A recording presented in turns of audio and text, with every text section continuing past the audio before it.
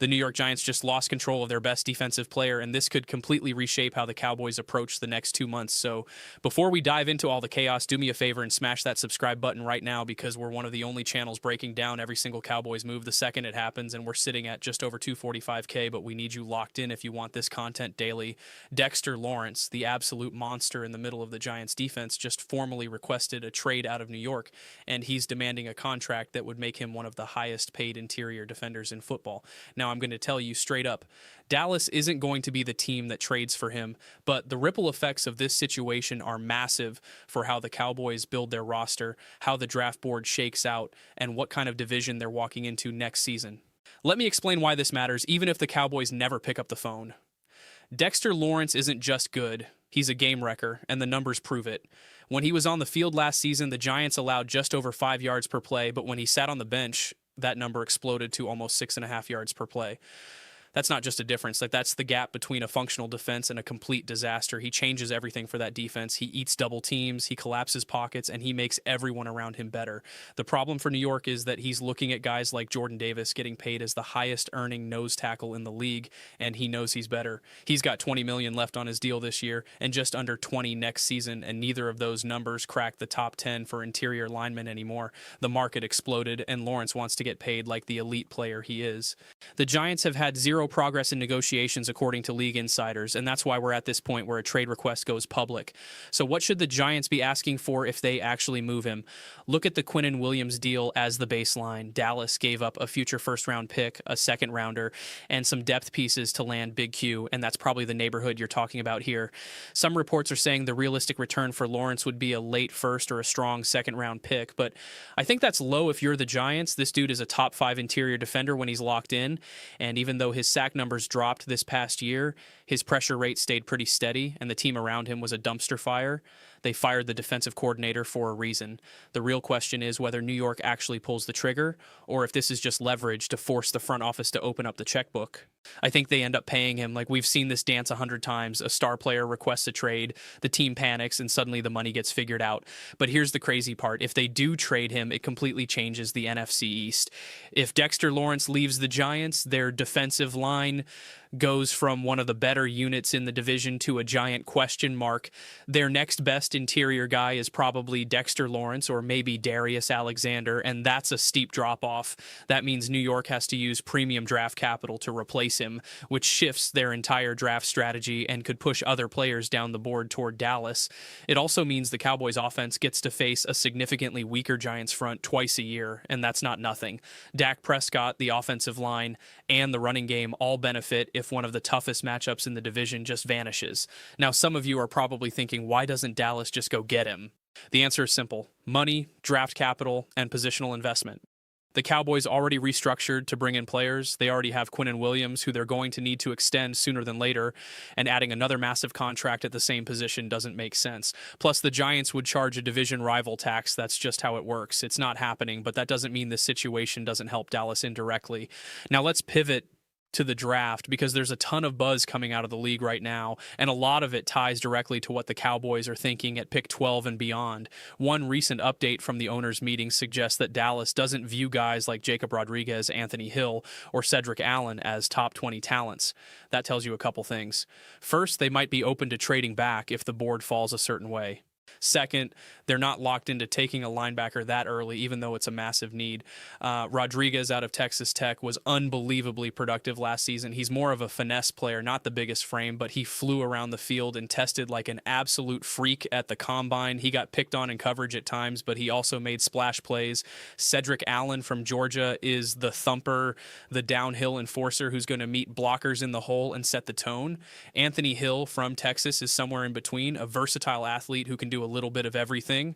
All three of these guys have second-round grades in a lot of evaluations, so if Dallas can slide back and still grab one at pick 29 or even in the second round, that's a win.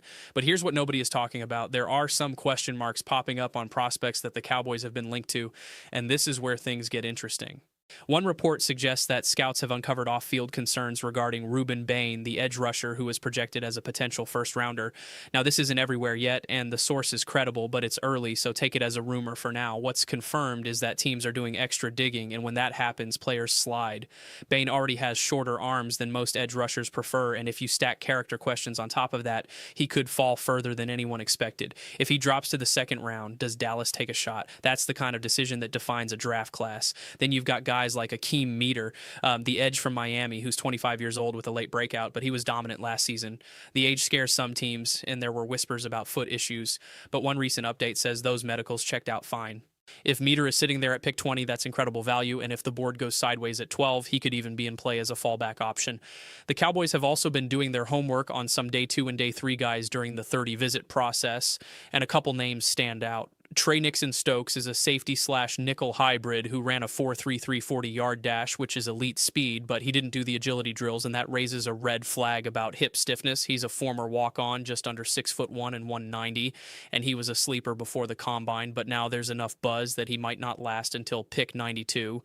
If he does, that's a home run. Chris Bell, the wide receiver, would have been a first or second rounder before he tore his ACL, and the Cowboys are doing medical rechecks to see if he's worth the risk in the 3rd round. If the medicals come back clean, that's the kind of value that can change an offense. But the biggest wild card might be what happens at the very top of the draft, because if certain players slide due to medicals or character stuff, it creates a domino effect that impacts everyone, including Dallas. And the crazy part is we might be seeing that domino effect start already. Avon Terrell, the cornerback who was getting first-round hype in some circles, had an absolute disaster at his pro day. It was originally reported that he tweaked his hamstring on his first 40-yard dash attempt, but now more detailed reports are saying he actually ran 2 attempts before claiming the injury. Those times, 4.69 and 4.64. That's brutal for a corner. That's the kind of speed that gets you roasted in the NFL. Now, the question is, was the hamstring injury real, or was it a convenient excuse after running slow? If it's real, then fine. But if he's actually that slow, he's not a first-round corner, period. I didn't see 4.6 speed on tape. I thought he looked more like mid 4.5s, but the stopwatch doesn't lie. If teams believe those times are accurate, Terrell is going to fall, maybe all the way to day 3. That's the kind of swing that opens up other options for teams drafting in the first 2 rounds, including the Cowboys. So let's talk about the real concern for Dallas at pick 12. What happens if the board completely dries up? What if the top edge rushers are gone? What if the medicals on certain guys scare them off? What if the character questions are too much to ignore? And what if cornerbacks and safeties aren't valued high enough to take at 12? That's the nightmare scenario where Dallas either reaches on a player they don't love, or they trade back and hope their guys are still there later. The front office has done a good job in recent years of not panicking and staying disciplined, but this draft feels different because the needs are so obvious. Edge rusher, linebacker, secondary help, and offensive line depth are all on the table, and the Cowboys can't afford to whiff. Every pick matters when you're trying to build a defense that can actually stop somebody in January. The pressure is on, and the margins are razor thin. Here's where I think this all ties together. The Dexter Lawrence situation, even though Dallas won't be involved directly, impacts the draft because it changes what the Giants do at pick 3, at their second rounder, and in free agency. If they trade Lawrence, they have to draft interior defense, which pushes other positions down the board. If they keep him and pay him, they can focus elsewhere, maybe on a quarterback or an edge rusher, and that changes who's available when Dallas is on the clock. Then you add in all the medical and character concerns that are popping up on guys who were supposed to be safe picks, and the whole draft gets unpredictable. That's good for teams like Dallas who do their homework and trust their evaluations, but it's also risky because one wrong call can set you back years. The Cowboys can't afford to miss right now, not with the roster they have, not with the window they're in, and not with the expectations in Dallas. One more thing before we wrap this up, and this is important. Make sure you're staying locked in with us through the entire draft process because things are changing every single day. Pro days are happening, medicals are coming back, teams are leaking info to mess with each other, and rumors are flying. We're going to break down every single update that matters to the Cowboys, and if you're not subscribed, you're going to miss stuff. Hit that button, turn on notifications, and make sure you're plugged in because we're covering this thing from every angle. We're not just reading headlines, we're connecting the dots, explaining what it means for Dallas, and giving you the context you need to understand what's really happening. This is the time of year where championships are built, and the Cowboys need to nail it. So here's my final take on all of this. Dexter Lawrence requesting a trade is a big deal for the NFC East. Even if the Cowboys don't make a move, the draft is shaping up to be wild with medical concerns and character questions popping up on guys who were supposed to be locks, and Dallas is in a spot where they can either land a game changer at pick 12 or get creative and trade back to add more picks.